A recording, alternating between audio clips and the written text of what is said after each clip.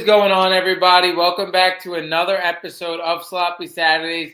And today, as you see by the title, we are diving back into the transfer portal. We just finished up a lot of our pre-NFL draft, and we're going to keep bouncing back and forth between NFL draft episodes and transfer portal rankings. We went over a lot of the transfer portal, the biggest moves in separate videos.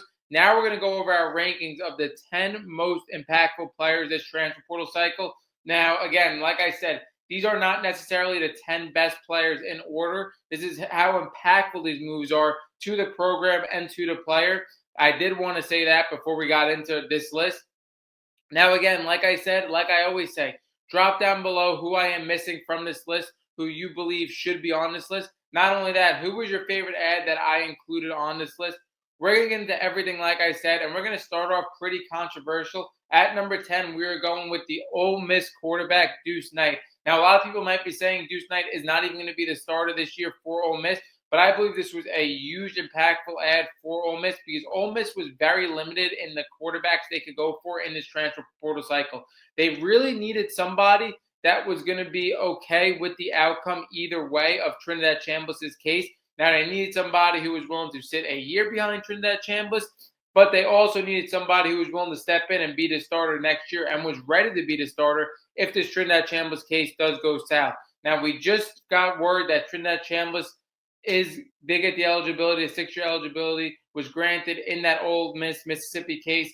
But I do think for Trinidad Chambliss, it isn't as black and white as that, and this case is going to prolong. I think it's going to prolong through possibly the NFL draft and possibly throughout the season. So Deuce Knight really has to be ready to step in at any time.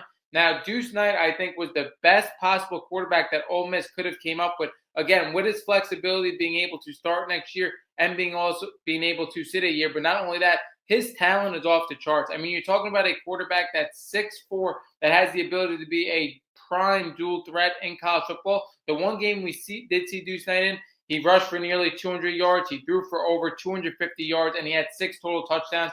Like, this is a guy with all the talent in the world. And again, to have the flexibility at his state in college football to possibly sit a year behind Trinidad Chambliss or start for Ole Miss as soon as next year was exactly what Ole Miss needs and gives them the flexibility in a prime year, the first full year without Lane Kiffin, to contend.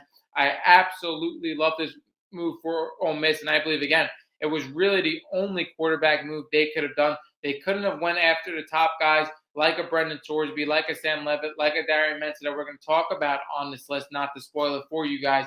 Because, again, they couldn't have somebody that was going to, at worst case scenario, compete with Trinidad Chambliss for the starting job. Like I said, they had to have a guy that was willing to either sit next year or start next year, whatever happens with Trinidad Chambliss. Deuce Knight was the perfect ad for that.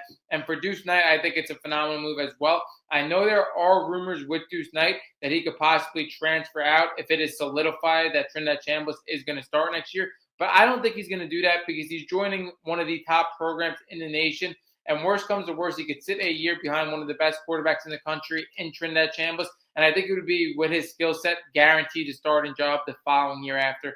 I think Deuce Knight is going to stay regardless. And again, I think it's a complete team player move. Again, he could have went to a worse program that could have guaranteed him starting, but he's willing to sit or start based on Trinidad Chambliss, which I think is a hard thing to do, sit behind him, wait for the unknown. Deuce Knight, perfect move for him, I believe. And again, the best move they could have made at quarterback, adding to that quarterback room with Trinidad Chambliss. And like I said in my video with Trinidad Chambliss, this case is not over. Don't think Trinidad Chambliss is guaranteed to start all of next season.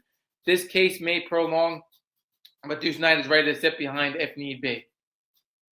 At number 9, we have Coy Parrish to Oregon. I'm honestly looking at Coy Parrish at number 9 right now, and I think I could have possibly moved him higher. I believe Coy Parrish was exactly what Oregon needs. When we look at Dan Lanning, the position group that he primarily develops is secondary. And when we look at Coy Parrish replacing a top 5 safety last year in Dylan Dieneman, who I believe was the best player on this defense last year, you go from blue chip safety to blue chip safety, and he could step into that leadership role and be the leader of that defense. When you look at safeties in college football and in the NFL, I believe it is a primarily undervalued position. We consistently talk about it. We believe Caleb Downs is the best player in this upcoming NFL draft. And I believe a guy in Coy Parrish could be vital to this Oregon team. When you look at it, especially in college football, to have a safety that could be that center fielder on your defense that could see things break down and compensate for a defense when it does break down, I think that's what Coy Parrish is going to be. I think that is what Dylan Diedemann was last year, the best player on the defense. And I think the safety in Coy Parrish could be the best player on Oregon's defense this year. So I think it is exactly what Oregon needs. And again, like I said, for a position group that's very young for Oregon, we know Brandon Finney is coming back, who was one of the best corners last year as a true freshman. I think they needed the safety to replace Dylan Diedemann, and they got the exact right one in Coy Parrish. I mean, when we look at Oregon, they're going to be a prime contender because Dante Moore is going to come back on that offense. They have one of the best receiving cores. I think the deepest receiving core in college football. Like, this team is going to be a true contender yet again, but they shore up a position that they really needed in the secondary. Obviously, like I said, how impactful Dylan Diedemann was last year. I think Coy Parrish is going to step into that exact role and be that prime center field safety for this Oregon defense and really be able to see things break down for this Oregon defense and be able to compensate when that does happen. Coy Parrish, an absolute home run for Oregon. Now, number 8, we go with Josh Hoover to Indiana. Now, I believe Josh Hoover is kind of following in the same type of path as Fernando Mendoza did last year. I think you're looking at a guy that doesn't necessarily have the hype to be, a top 3, top 4 quarterback in this transfer portal. Because, again, with the program that he played in was a very small program, a program that didn't have a lot of eyes in them for TCU. But when you look at Josh Hoover, I think this guy has really the capability to be that plug-and-play starter at the quarterback position that is accurate at all levels of the field and does have the ability to extend plays as well and has the years in college football and the experience to take Indiana to be this contender yet again. Now, my biggest issue with Indiana going into this year, a lot of people, again, love the blueprint that Curt Cignetti did set out, again, having the oldest players in college football, the oldest team in college football, a team of experience to completely lay over everybody last year. Again, you cannot make up how great that story was, making the worst team in Power 4 college football, becoming the best team in Power 4 college football. Again, a phenomenal story. My only issue is now you have a lot of people aging out on the Indiana roster. So you had to kind of have a complete overhaul in a lot of different positions. I think they did have a really underrated, good transfer portal, Indiana. But again, I just want to see year after year with having these older players in college football and replacing these key positions, because now you're seeing the third quarterback in 3 years for Indiana. Are they going to be able to constantly be one of the last teams standing in college football? That is something I do want to see. I do believe this ad for Indiana in Josh Hoover, like, Indiana could have went a lot of different ways with the quarterback position. And like I said, you could argue this wasn't even one of the best 3 transfer portal quarterback guys available in this cycle. I think this ad is way more influential for Josh Hoover than this for Indiana.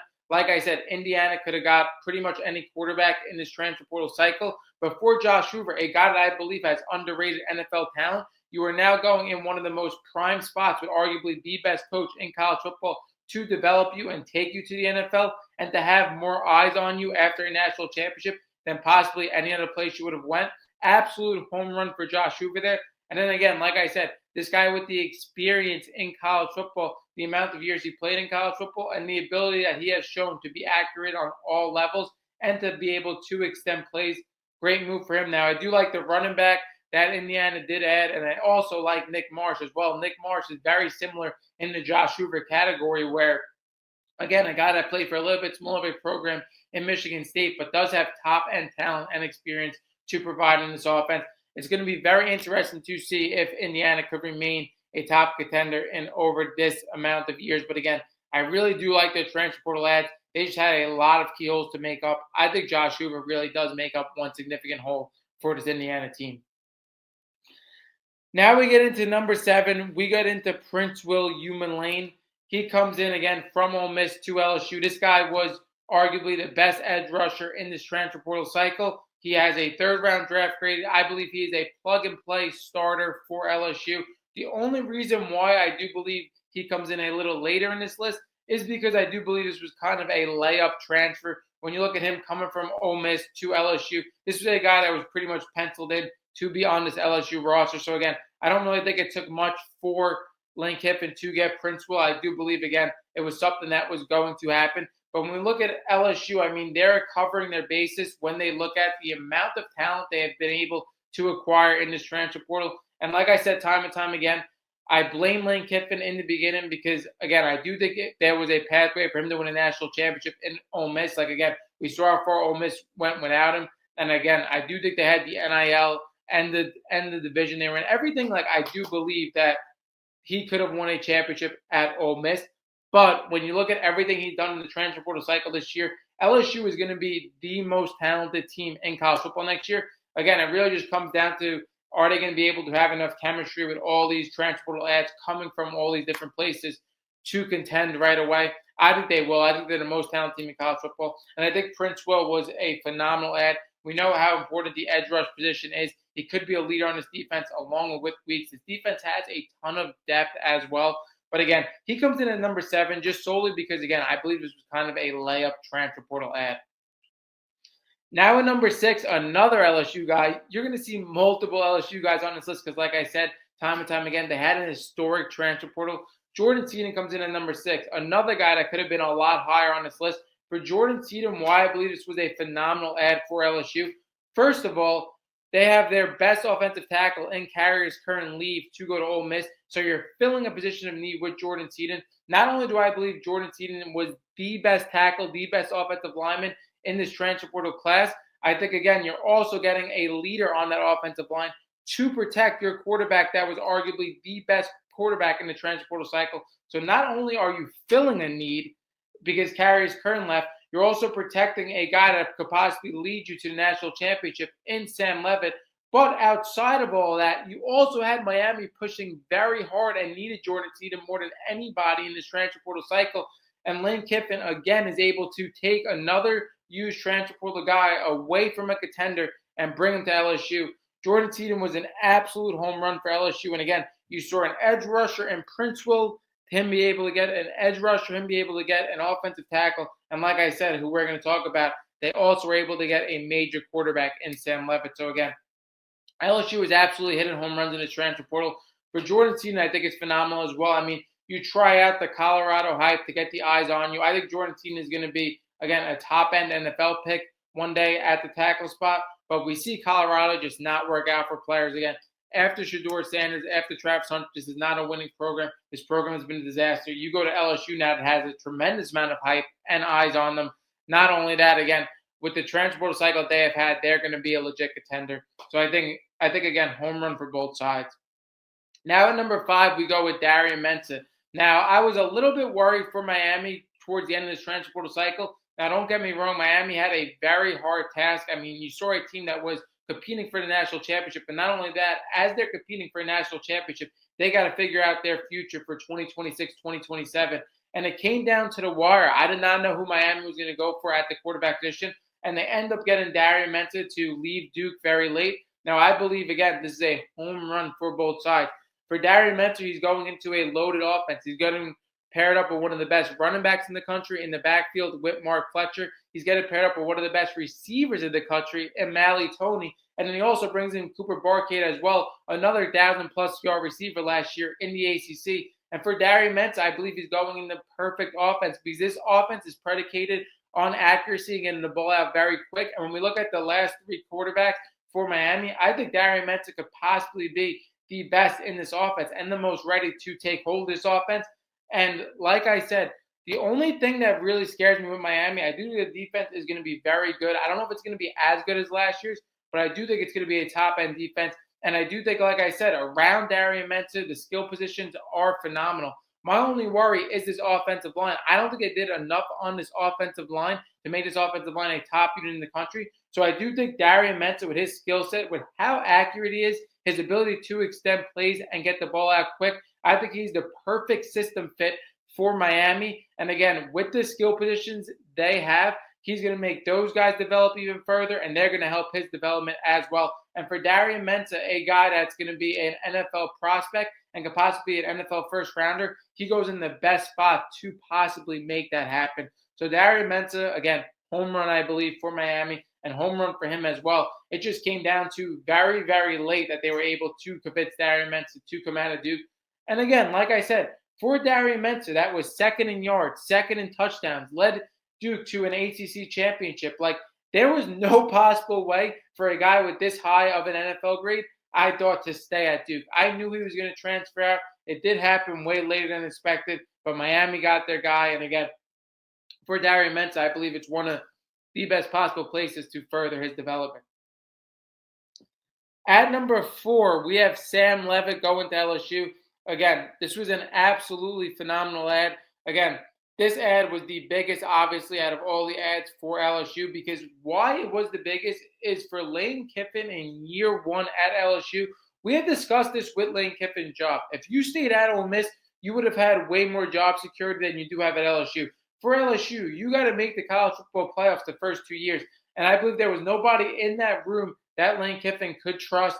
And I think he had to go with an experienced guy, a guy that's played on one of the biggest stages in the college football playoffs, and a guy that could thread at every blade of grass like a Sam Leavitt. He needed a guy that he could trust that could take him to the promised land in year 1. He gets possibly the best quarterback ad in Sam Leavitt in this entire transfer portal. And not only that, he builds an absolute unit on offense around him with the other transfer portal ads he was able to bring in at the receiver position. We just mentioned Jordan Seaton as a top-end tackle. They did have their top-end running backs. They were able to retain both Caden Durham and Harlem Berry. Like, this offense is going to be absolutely explosive. And to have the guy with the experience and top-end talent that you could trust to take you to the promised land in year 1 and run your offense, Sam Leavitt was an absolute home run for LSU. So we see LSU 3 times on this list, again, at premier position. When we look at edge rusher, offensive tackle, and quarterback, they have absolutely hit home runs in the transfer portal. And this is why, like I said,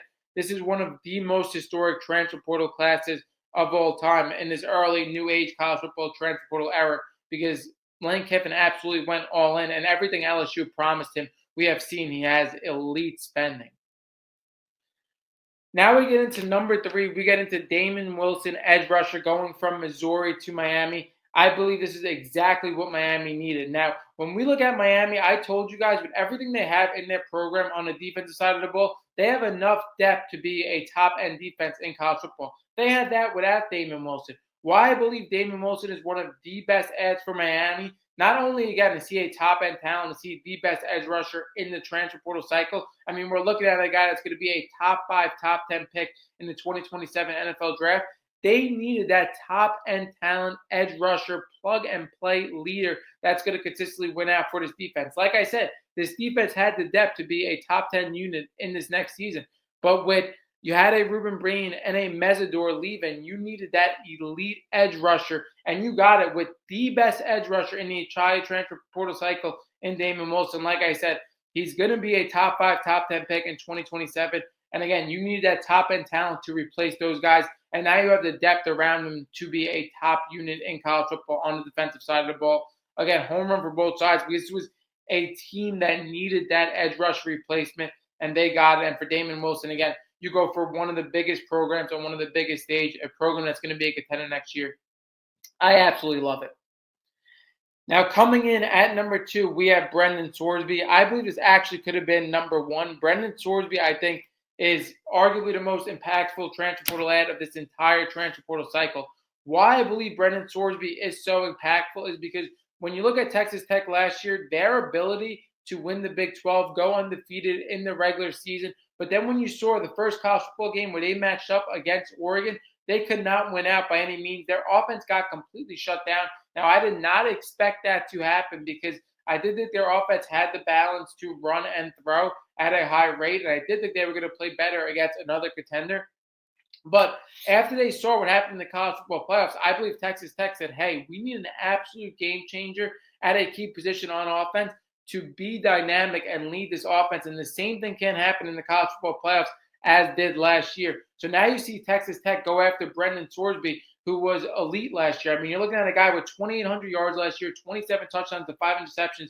Not only that, he's dynamic enough as a dual threat to also put, again, 580 yards on the ground with another 9 touchdowns. So, again, when we look at Texas Tech last year, and, again, them not be able to win out on offense in the college football playoffs, and now you add an elite quarterback talent in Brendan Sorsby to be a dynamic threat that they did not have last year, And for Brendan Sorsby, it's an absolute home run because you have the easiest path to the college football playoffs because in Texas Tech, in the Big 12, that team stands out like a sore thumb with how they're able to, spend in the Big 12 and how to be able to be a top contender. Not only that, you have the easiest route to the college football playoffs with Texas Tech in the Big 12.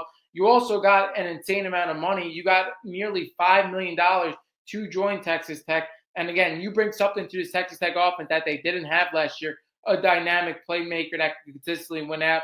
Again, running the football and throwing the football. Brendan Sorsby was exactly what Texas Tech needed. And again, for Texas Tech, you show that you are not only going to be this team now that wins out in the regular season, wins out in the Big 12. You show that you go after arguably the best quarterback in this cycle. You show that you're going to be a true contender for years to come with the amount of NIL money you have.